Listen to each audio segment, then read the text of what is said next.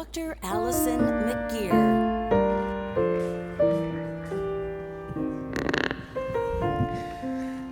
Thank you.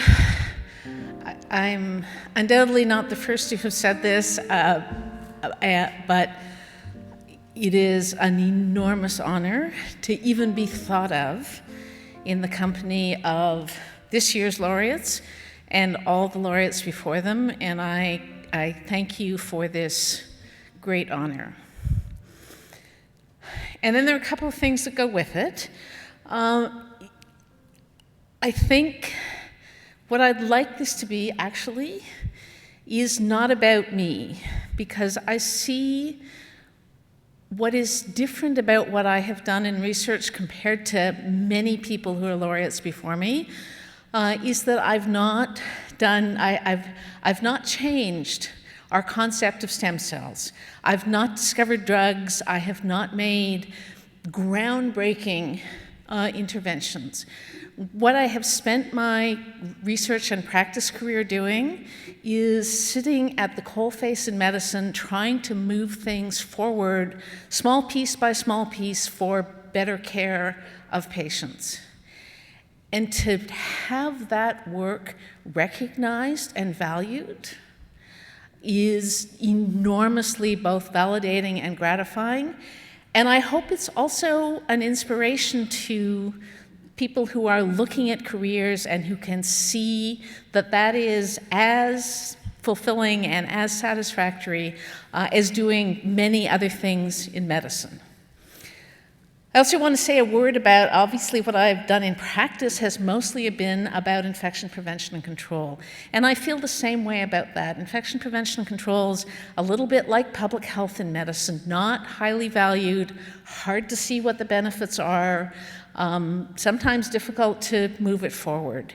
And to have that piece recognized, again, as something that is valuable is, I hope, an inspiration to the very large number. The community in infection prevention is growing across Canada, and there's a wonderful 2 or 3 generations coming after me that will follow, but I hope that it makes them also feel valued going forward. Second thing that I need to say is that, you can look at me as the face of something here, but the work that I do is by definition teams. It's not me.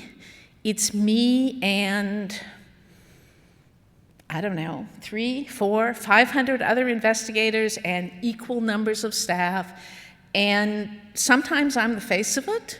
But really, we're just all cogs in a really big system that works well together. And all of this depends on collaboration. And I will say that this is one of the great things about living in Canada. When I take the work of the Canadian Nosocomial Infection Surveillance Program or the Toronto Invasive Bacterial Diseases Network or any of the long list of collaborative networks that I work in to other countries, they have a tendency to look at me and say, how do you get people to do that? And the answer is always, something? We're Canadians. You just have to ask. And it really is, I think, a marker of Canadians and Canadian research that you can do that, and that we are capable of working so well together to really accomplish things as teams that we can't do as individuals. And then finally, I need to say, many people in science and medicine have overcome huge challenges to get there. And I will tell you, I am not one of those people. I had parents who believed that you could do anything you wanted to, no matter what your sex or gender was. And I have been supported over the years by siblings and my husband and my children and hundreds of mentors, colleagues, students, people who were once strangers and are now friends and colleagues who have uniformly been supportive and thoughtful, people who've been capable of taking advantages of my strengths and supporting me through my weaknesses, and moving us forward together. So, and I can see a bunch of those people at a table in front of me, but I also know that there are any number of other people in this room who are in that category. Thank you, all of you.